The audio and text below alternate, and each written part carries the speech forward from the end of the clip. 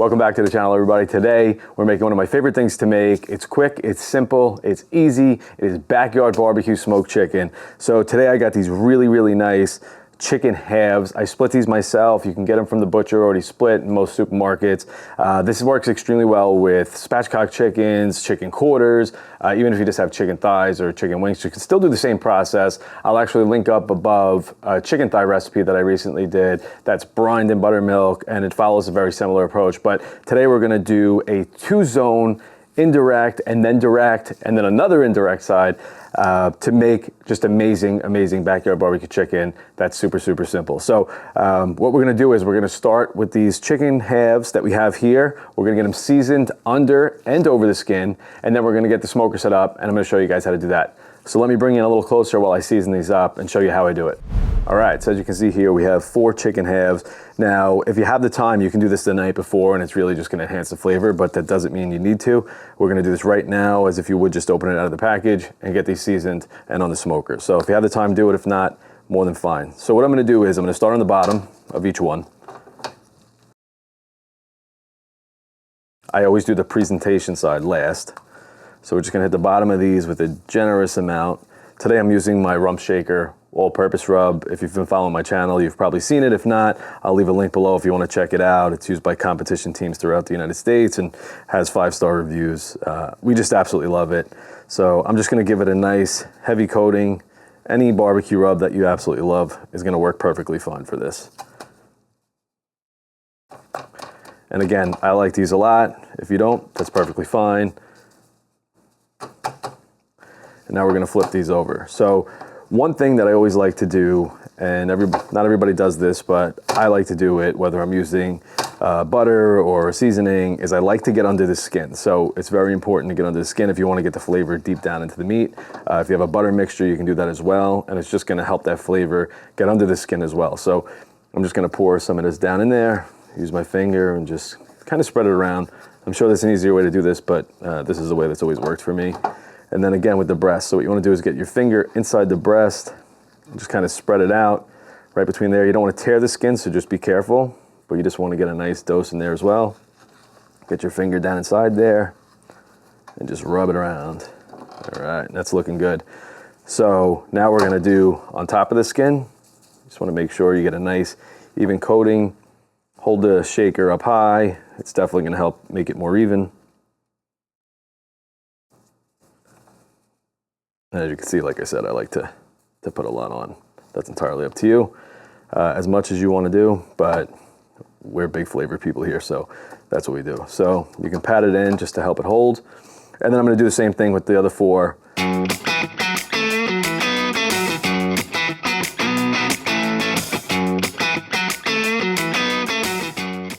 All right, so that's it for the seasoning. Now we're just gonna let this sit out and sweat out. We're gonna let the salt inside the rubs penetrate through, start activating, start bringing that flavor in.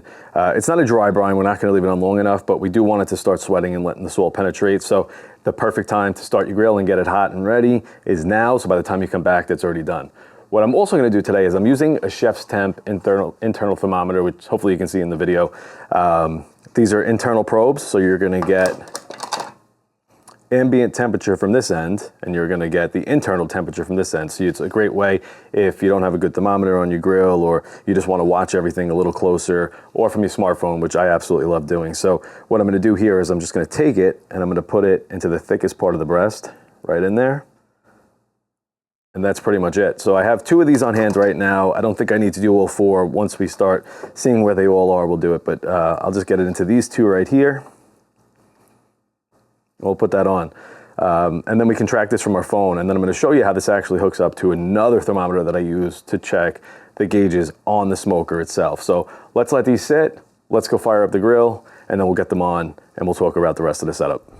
All right, so today I'm cooking on my smokeslinger. If you haven't seen the video on this, go check it out. It's probably one of the coolest smokers, grills, combo grills out there. I'm gonna have this thing running dual zone, so I'm going to show you that once I open this up. But right now you can see we're about 295 here. We want to get it down to about 275, but on this side we're at 331, and that's because we have the fire running on this side of the grill, and we have closed off these 2 vents. So what that means is when those 2 vents are open and the fire's here and this one's closed, the smoke is going to come up and out that side, and it's gonna cross over the chicken. So for the first part, we're gonna have the smoke lower going just to get a lot of smoke on that chicken. And then what we're gonna do is we're gonna move it over to the indirect side right above the coals in the fire, and we're gonna let the skin really crisp up and start to char up. Then what we're gonna do for the last little bit, if you want a sauce, I recommend saucing, it just really takes it over the top, is we're gonna put it back on the other side, we're gonna put a nice sauce glaze on it, and then we're just gonna let it set for about 15 minutes, just to let it get a little tacky, to set, and just bring out that flavor. So let me show you the inside of this thing. Let me show you how I have it set up, and then we'll get the chicken on and we'll start cooking. All right, so this might be a little hard to see, but as I mentioned, I have what are called tuning plates in here. This smoker obviously comes with tuning plates. If you have something like the Kamado Joe or the Big Green Egg where it has the tier system in it, you can put some deflector plates on the left-hand side to block the heat from coming up, and you can make that your cooler zone, and then you can let the coals stay on this side completely open to make it the hotter zone. You can do it on any type of grill, really. So we're just doing a 2-zone setup, which means indirect and direct heat. So with these plates in there, we're now blocking the heat. This is just to catch some of the drippings to save the cleanup later. So what we're gonna do is we're gonna start the chicken on this side at 275 degrees. We're gonna get some nice wood going, some nice smoke. As you can see, the vents are open. It's gonna flow through out that side. And then once we get to about 145, 150 degrees, we're gonna take it, we're gonna flip it over, and we're gonna put it right over the heat, right over the fire. And we're gonna let that skin get crispy, char up, and then for the last bit, we're gonna move it back onto that side. But I just wanted to show you the setup so you can see what I'm doing. Obviously, every smoker, every grill is different, but you can do this on so many different grills depending on how you have it set up and what you use. Most grills nowadays, like I said, Kamados and charcoal grills, you can set up the fire on one side, leave the other side open, whatever you want to do. So you can definitely do this. But check this out. We're going to get the chicken on. We're going to start the cook. I'm going to show you the thermostats, and then we'll get moving. All right, I'll see you in a minute. All right, so now that we got the smoke rolling, the grill's at the perfect temperature, what we're gonna do is we're gonna get these chicken thighs on, and we're gonna put the darker side towards the flame. So we're gonna get these on directly across each other. We'll make some room for them. As you can see, the seasoning's now pretty moist and wet. The salt's penetrated. And these are looking really good. So we'll get a little space in there, keep them tight. I just, again, trying to save the cleanup for later. That's just me. And it's looking really, really good. So just pat that around, even it up. And that's what we're gonna do. So now you can see we have the 2 internal thermometers. They're gonna tell us the ambient temp right around this area, even though we have the gauges on the smoker itself. This is gonna give us a more accurate temp of what's coming over these and out the vents. And it's also gonna give us the internal temp. So what we're doing, we're gonna leave this running, again, 250 to 275 degrees, and we're gonna run till about 145, 150 degrees, and then we'll open this back up and move them over the flame. I'll see you then.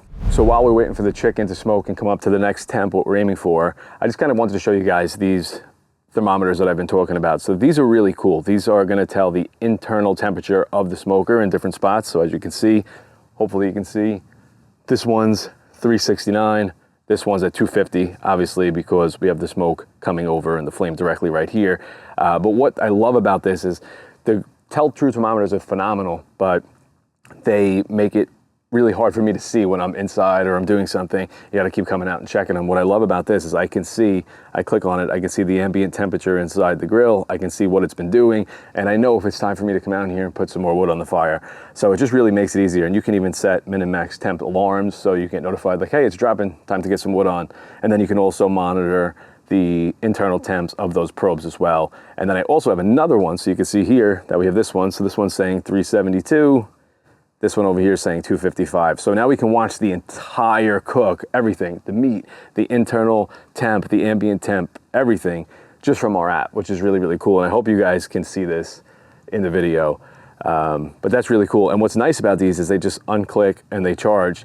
So I even have it on my Kamado Joe that I can just put this on there. I have some more that I put on my other smokers as well. But what's really cool is you can also buy these separately. They're dirt cheap too. This is a fairly cheap setup. The quality isn't phenomenal, but overall what it does, it works really, really well. Like compared to a meter, which I've been using forever, I always have issues with them dropping signals, not being charged. I don't know, it's just always a headache for me. They're great thermometers, but always a headache. This just works. I mean, I open the app, it finds it, the probes it finds, and it just runs great. So if you're in the market for a meat thermometer, I highly recommend this. I'll put a link below so you guys can just jump right there. But yeah, that's it. Let's wait for this to cook. I'll go make a drink, and I'll see you in about an hour. All right, so I just temped these. They're temping at about 150 degrees.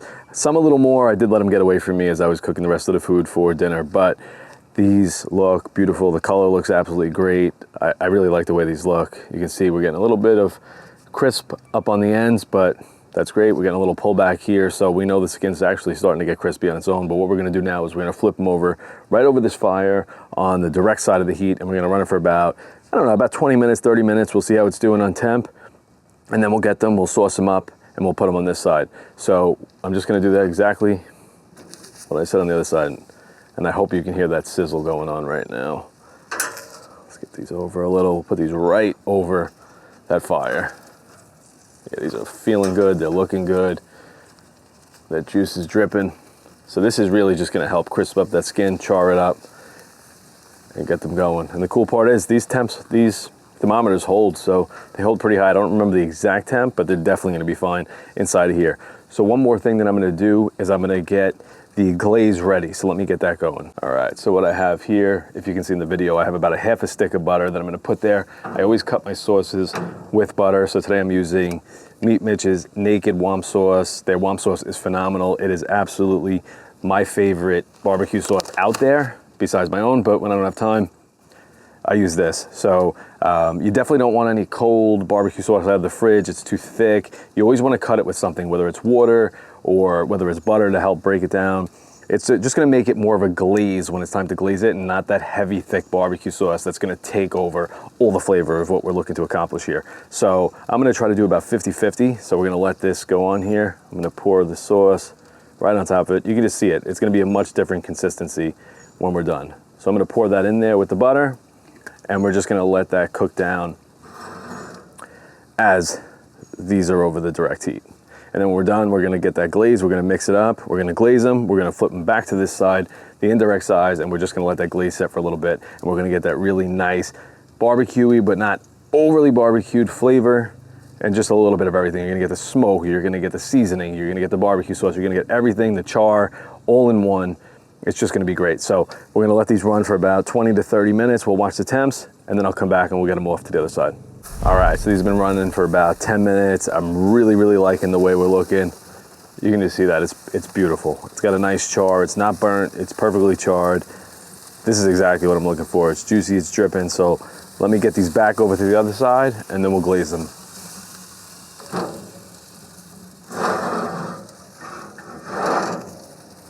Oof. Oof. Might got a little extra because they're right over the fire, but I'm not mad about it. That's gonna be great with the sauce. Oh yeah, that's a beauty. So the two in the middle obviously got a little more cooked with the fire dead center, but again, I'm not mad about it. So what I was saying before is now that you can see the sauce, and I'm hoping you can see the sauce in the video, we're just gonna mix it all up. And now we're talking about a glaze. The butter hasn't fully melted, but I'm okay with it. This is exactly what I'm looking for. More of a glaze texture. You can see that, it's just juicing off instead of that very thick sauce. So I'm just gonna pat this around. You can put this in a squirt bottle as well. Again, butter, water, whatever you wanna do to cut it. But always cut it, look at that. You can just see the way it goes on. It's just different. It's different and it's better. Much better than just the heavy, heavy, thick barbecue sauce that you usually see people do. So this is perfect. Get a lot on there too, because it's gonna drip off. The butter's also gonna help it continue to just add flavor to it. So make sure you just load it on. Again, it's gonna drip off as it cooks a little bit, so the more you get on, the better. But yeah, I'm just really happy about this. My wife is gonna love this piece right here. She loves the extra dark, a little burnt. She likes it. It's not my favorite, but hey, we're trying to please everybody. I have a house with 5 kids, and we eat. Wow, yeah, that just looks phenomenal. So again, you can just see the difference. And I'm sure you've put barbecue sauce on things before, either right out of the fridge where it's just very thick, or just straight out of the jar, which is still thick. But when you cut it with that butter, you just get that glaze that can almost just squirt right out of there. So that looks, I mean, that to me, that just looks great. I'm gonna put a little more over here again. Like I said, just load it up. It's gonna drip off as it cooks. It's also gonna cook in. You don't want too much, so don't glob it on. Just make sure there's a nice coating, Oh, that just looks phenomenal. All right, so I'm just gonna leave this on right now because I got nowhere to put it while we're shooting this video. But what we're gonna do is now we're just gonna let this sit for about, I don't know, I'd say 10 minutes, 15 minutes. We'll let that sauce set. We'll come back, we'll see how it looks, and then we'll cut into it. All right, so that's it. We let these rest about 10 minutes. We pulled them off. The barbecue sauce is tacky. It's not that saucy feel where it's gonna be all over your hands and messy, but it is tacky. It does have a little bit of, you know, liquid on it, but that's perfectly fine. That's what people love biting into at barbecue. They love getting it on their face, wiping their hands. I mean, that's what this is about. It's just about backyard barbecue and having fun. So we pulled these off about 165. I usually pull them about 155, 160, but you know, sometimes things just get away from you, but it's still absolutely juicy. It's delicious. The board is soaked. I mean, I hope you can see that in the video. I really do. It's just pouring juice right off it. The color is phenomenal. It looks great. I mean, it's just a great way to cook chicken. There's tons of different ways. This isn't the best, but I love it. So let's recap. So what we did, we put it on for about an hour to an hour and a half at 275 degrees till we hit about 145 internal. Anywhere around 140 to 150 is fine. We then flipped it over, put it on the direct side of the heat, let that char build, let it really crisp up the skin. And once we had about 20 minutes, 30 minutes on there, even 15 minutes on there, you can flip it back over. Once it looks good, don't just go by time here. You want to see how it's looking. You don't want it to burn too much. You want it to just get that nice char on it and the skin to crisp up. So once you see that happening, then move it on to the other side. So then we put the sauce, we mixed it with a little butter. Again, you can use water, anything you want to cut it, let it warm up so the glaze gets on really nicely and it's not too thick and heavy and just overpowering. And that's it. Let it rest 10, 20 minutes and then bite into it. So I know this is hot. I know my family's about to pull up. The kids went to jiu-jitsu. So we're just gonna get at this thing. But if you like what I'm doing, like, subscribe, obviously share this out. And what I'm gonna do, I'm gonna give you a little incentive. So what I'm gonna do is, if you thought the S1 was pretty cool, that thermometer that went into the smoker that you can interchange between other smokers, I'm gonna give one away. So let's go thermometer in the comments. Comment thermometer, like this video, subscribe to the channel, and you're automatically entered into my next video. I'm gonna announce the winner. So let me get into this. I'm not gonna play games here. Normally I'd slice this thing up and go nuts, but let's have some fun with it. I'm just gonna dig right in. Ooh, that looks good. That looks real good. I wish you guys could smell this. I mean, it really, really just smells amazing.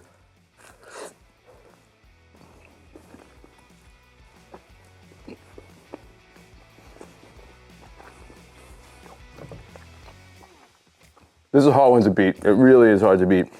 Again, check out my chicken thighs video. I'll link it up here again if I can. If not, go back to the beginning of the video and find it. I'll link it in the description below. I'll also link the thermometers that I talked about in the video as well. Definitely try this. It's what people expect when they go to a barbecue, and it's gonna blow their minds. It's absolutely phenomenal. The smoke taste isn't too overpowering, but it's there. The seasoning is there. Flavors throughout the meat.